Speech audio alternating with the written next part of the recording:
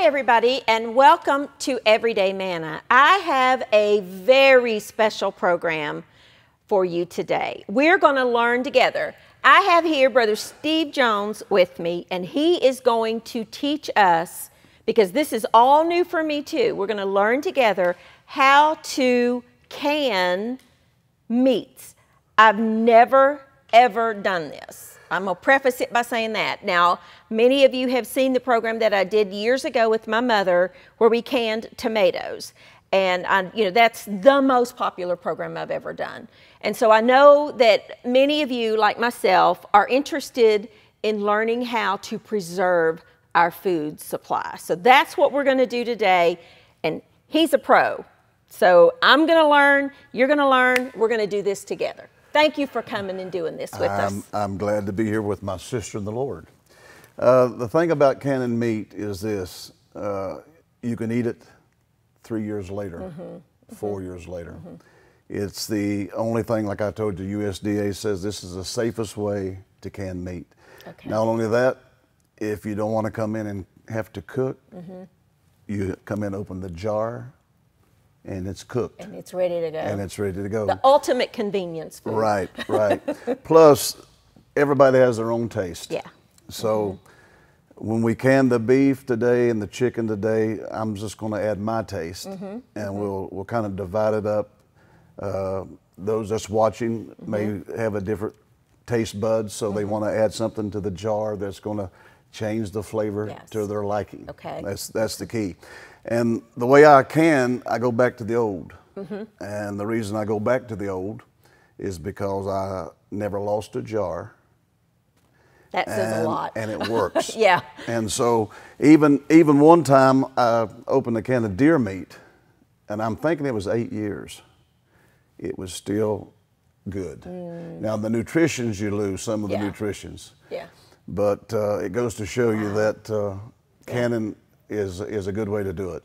You know, and Steve, with a lot of people, because I hear from you, and the same with us, the four of us, a lot of people, you have limits on your dietary things, and this way you control what's going in your food. Because if you go to the store and you buy the prepackaged meals, let's say, in the freezer or whatever department, it's full of chemicals. It's full of a lot of things that maybe you don't want to eat or don't need to eat, or just, it just is not good for you. Whereas this, I like what you said, you can customize it to what you like. Now, I'm going on his expertise, and I bought the things that he has used so that we can learn and do this together, because, again, I've never done this. So I'm excited to learn. Well, this is an old Presto canner. I told you the history behind it. This is very old, given to me. You got to have one of these, or maybe you probably can't get one exactly like that, but this is his. But you can still get the pressure canners, and that's a key for this particular canning technique. And we'll start with safety first. Absolutely, When you're canning and you've got it on, you do not take phone calls because you may forget. Because you have a pressure gauge, you watch it. You very seldom ever hear of one of these exploding, and if it did, it's someone who was chasing, like I told you, the neighbor's dog. They forgot about the pressure. Even at that, you have a safety thing here that will pop out. Oh, okay. And we're going to see this. We're actually going to do the whole process with you. So it's really safe. Some people, they think it's going to explode. I would rather can in this than I would put air in a tar. You got more control here. Well, you got more control. Plus, I had one to blow up on me one time that scared me to death. A tire? Oh yes. It was like a bomb went off. Anyhow, so the main thing is when you get your pressure canner, you read what it has. This one we're going to have 2 quarts of hot water. Okay. When we start this. Now, let me stop you right there. Every canner may have a different. Okay, read the instruction booklet that comes with yours. Now, I know, listen, I know we're all, if it doesn't work, then I read the instructions. It doesn't work that way with this. You need to read the instruction booklet that comes with your particular canner first. Now, I would assume, and this is very much an assumption, pretty close, they all work basically the same, but the way you seal yours or lock yours might be different. So read that instruction booklet first. That is very important. The other thing is make sure that your seal is always on right. When you say seal, you mean this little, That's correct. inside each one of the, and I know that because the Instant Pots have these and the pressure cookers that we use on the stove tops have these. It's a little rubber type gasket that you need to make sure that's in there. So that's some of the safety things. The other thing is, I'll just show you a little of the tools. This is afterwards, because even after the pressure's gone and you've taken the cap off, usually because of the pressure, it will be boiling for another hour. So that in thing's the jar. hot. Yeah, it's hot. And so you ease out. You have a place you set these, and this is for the quart jars. And you can buy. I've seen these. You can get these. Yes. At the Walmarts and Targets. Correct. You had mentioned something that I did not know. Tractor Supply got has a this lot at of Tractor canning. Supply. I'm going to have to check that out. Right. But Tractor Supplies Correct. have canning supplies, and I do know canning is making a comeback. Canning is it's having a revival, if you will, out of necessity anymore. I'm prejudiced. Once you eat beef out of the jar, I don't freeze beef no more. I mean, of course, everybody has their own taste and their own way. So in each one of these, we're going to do it just a little different. Okay. And we're going to go from step to step. This is sirloin. Sirloin that I bought, yes. Okay. It was on sale, so I bought it. We're going to can one with, what I do is, I can for 2 people, 1 jar for 2 people. So it means if you have a family of 4, quart jars. a quart jar. Yes, okay. That means if you have 6 people, you'll open 3 jars. Okay. You can by placing one of these steaks in the jar, which we will shortly. Okay. Or you can cube it, which we're going to do some.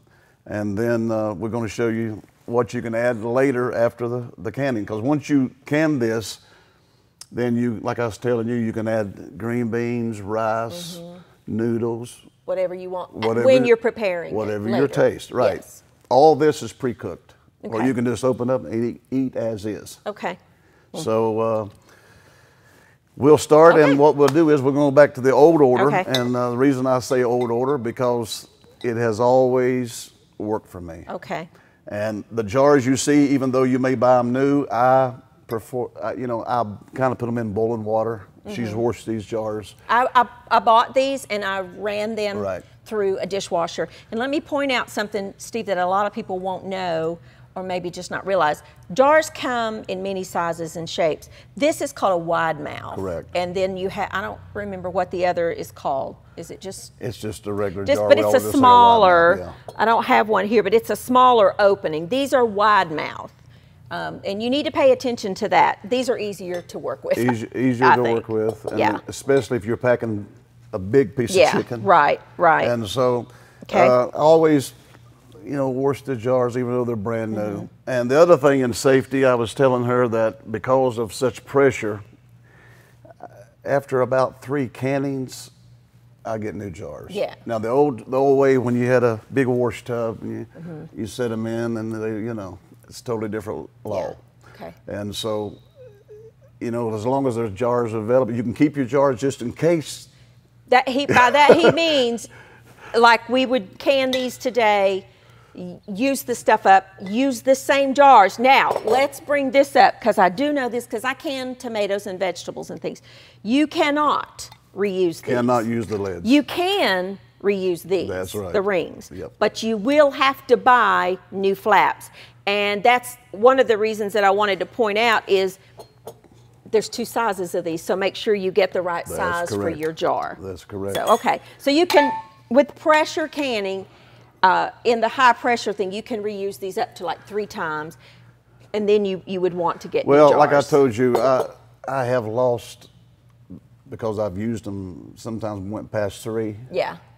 I think I've lost 5 over hundreds. Okay. And usually it don't explode. Usually the bottom just actually falls off. I don't know, Like a little, yeah, like you just cut like it with a little, saw. yeah. And so Okay.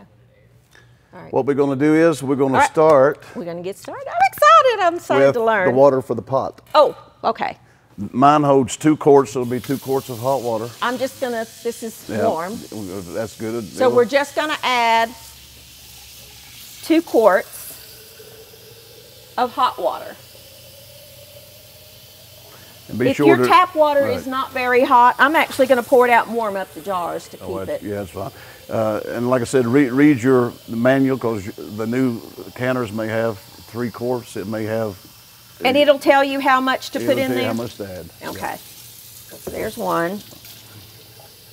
I'm going to warm up my jars. Now, I ran these through the dishwasher. Yeah. You want to make sure your jars are clean. Yeah, even though I buy new jars, I always put them through hot water Yeah. and clean them. The old timers, they taught that, so. Now, your jars, you don't I have told to. you my nickname, right? Worst jar. All right, there's 2 quarts of water.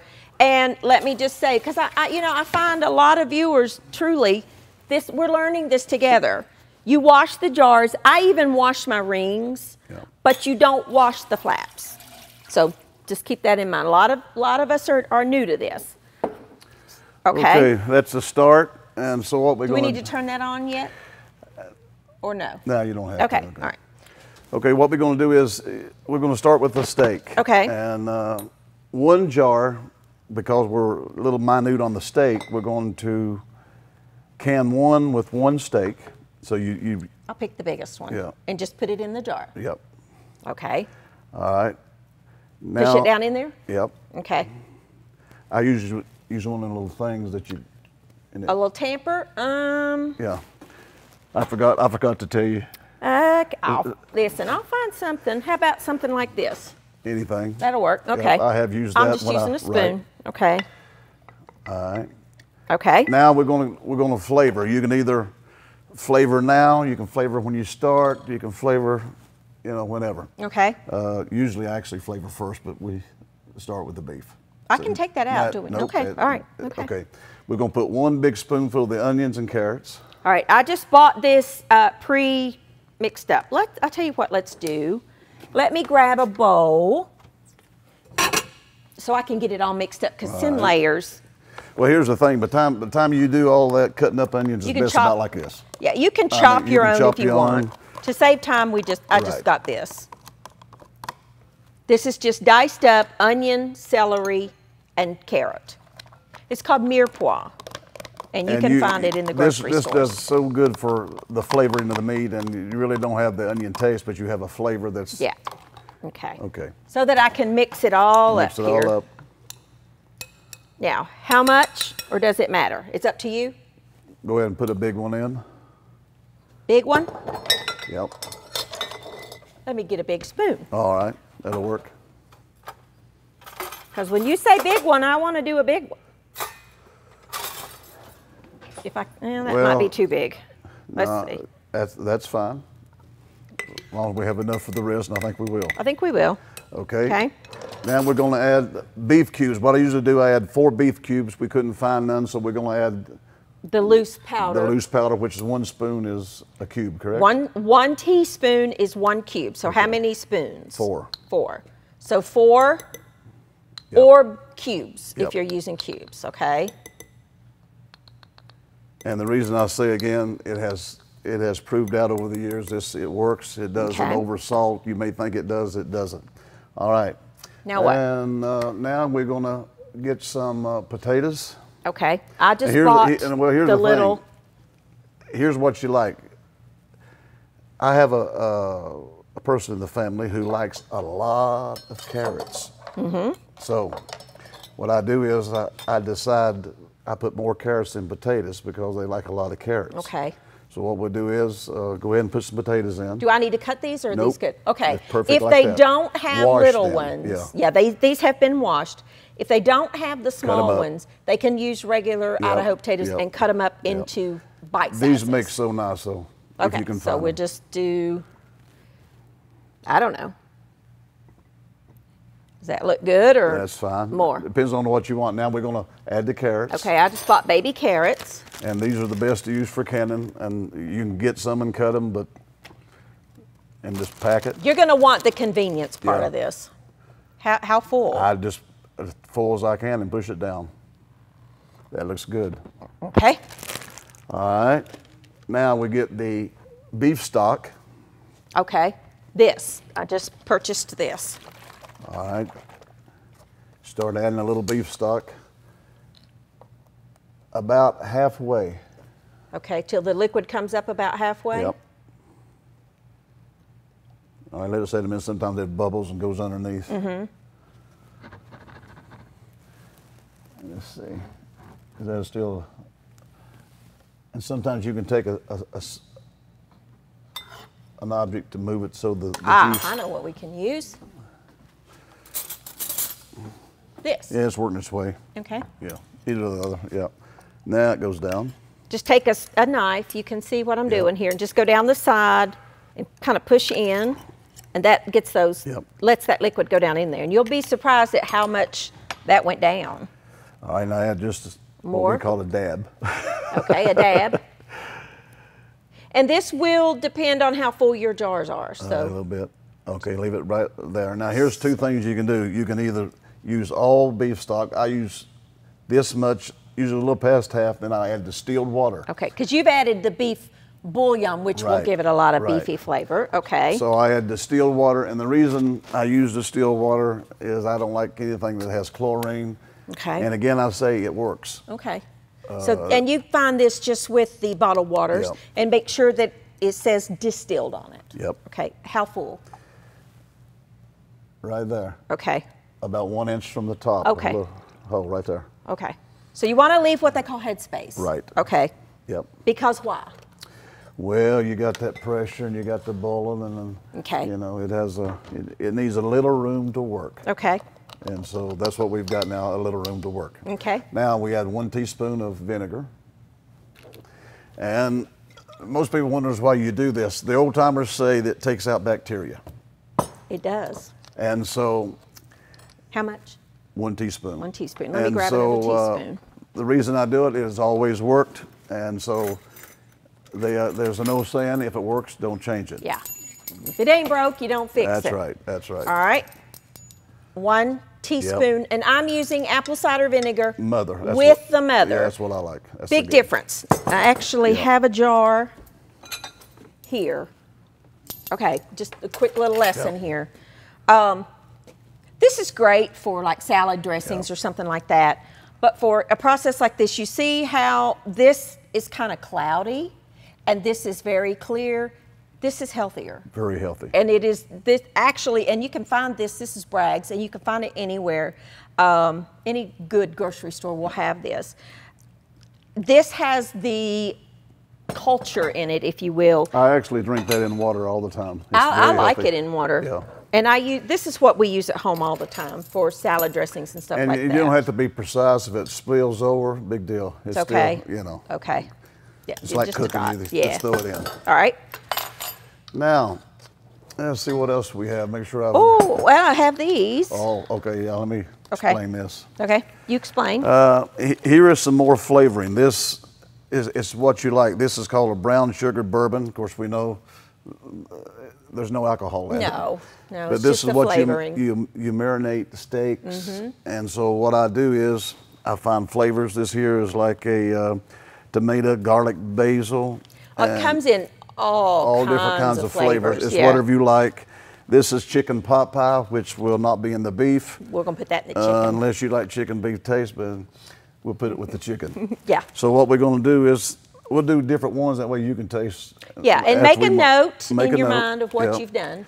So we'll go with the teaspoon of the brown sugar. A teaspoon of this. Well, I would shake this up first. Yep. Okay. I love this. So you can customize this to whatever flavor. Whatever you like. Whatever you like. You can add real garlic, which I like sometimes add real garlic. Oh, we can do that. And sometimes I add the big mushrooms, not the small ones they cook up. That's good. That like that? Yep. Just sprinkle it on top. Yep. Okay. The big mushrooms kind of hold together. It's got a good. Oh, that smells yeah. fabulous. I can't wait. All right, now we're going to wipe the top. Okay.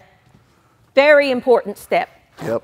Do you do yours damp? Because I always do my tomato one damp, just to make sure I get, okay. Yep, I do. Okay. And you're going to be surprised how good this tastes, no matter if it's 2 years down the road. Okay. And put my flap on? Get your flap on. And my ring. And your ring. Just tighten it. I kind of snug pretty tight. Snug, okay. Okay, that's good. All right. And when you got that, you take this You don't need to mix it or anything. I mean, look how beautiful that is. I am so excited. And you set it in your canner. Okay. And now we're going to go to another one. All right. So we'll cube this one. Okay. Usually in cubing, you really want about a 1-inch cube. Okay. And usually I cut fat off too. Yeah. I don't mind a little I leave bit, some because it yeah. helps seals around the top and gives the flavor later. Fat is flavor, folks, Yeah. but you don't want. Yeah. All right, are these good or is that That's too good. small? No, that's good. Okay.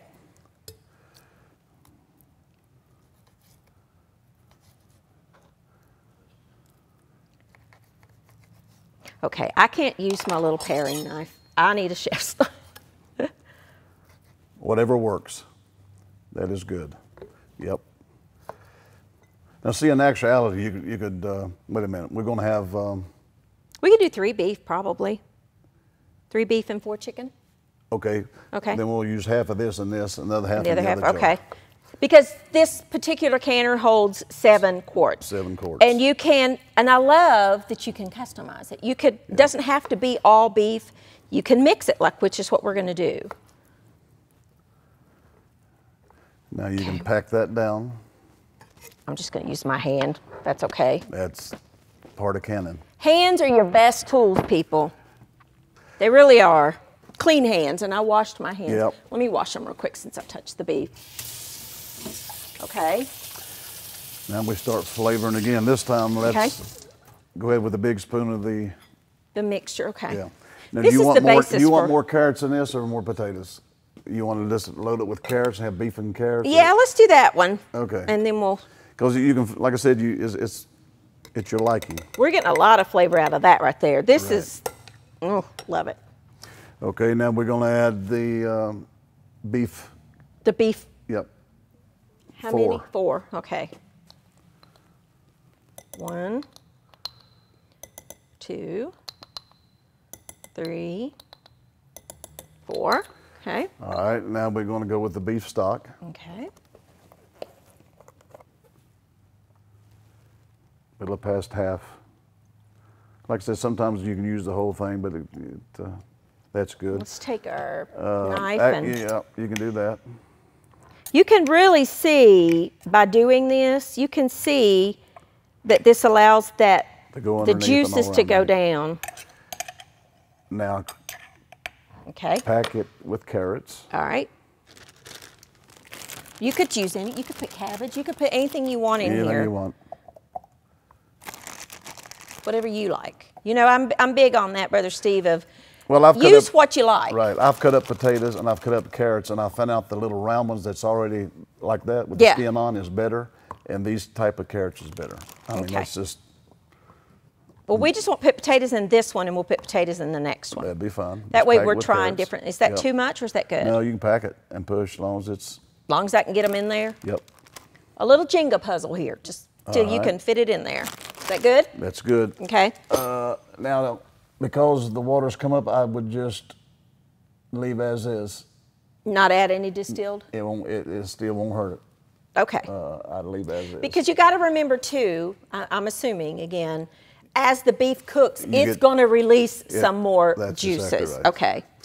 What else we've got? Oh, we got, A that's flavoring. for the chicken. Now, Let's put that one in this one. this is made for chicken, but here's the thing. Oh. It doesn't make any difference. When you can add it because of the taste, Mm-hmm.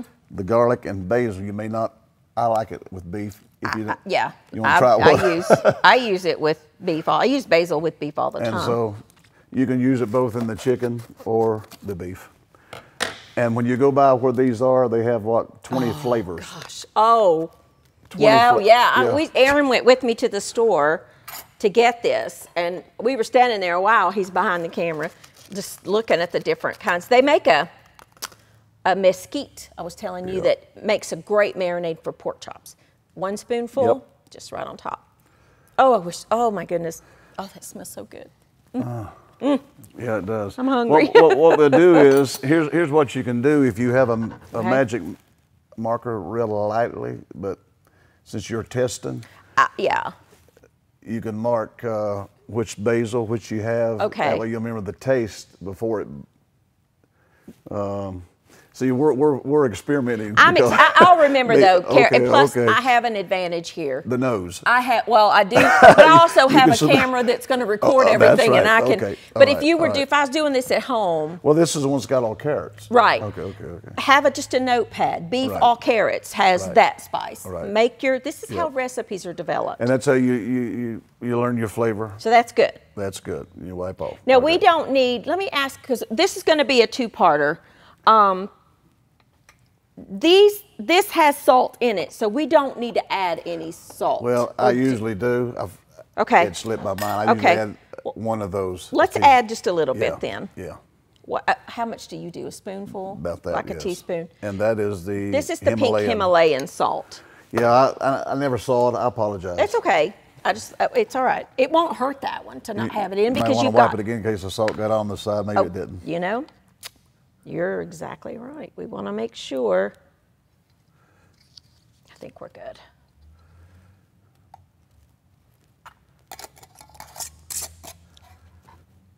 And just wrist tighten and then put it in there. Okay. That looks eatable, even though it's not. Oh, I'm so excited. All right. You know what? We're going to have to stop here for this program.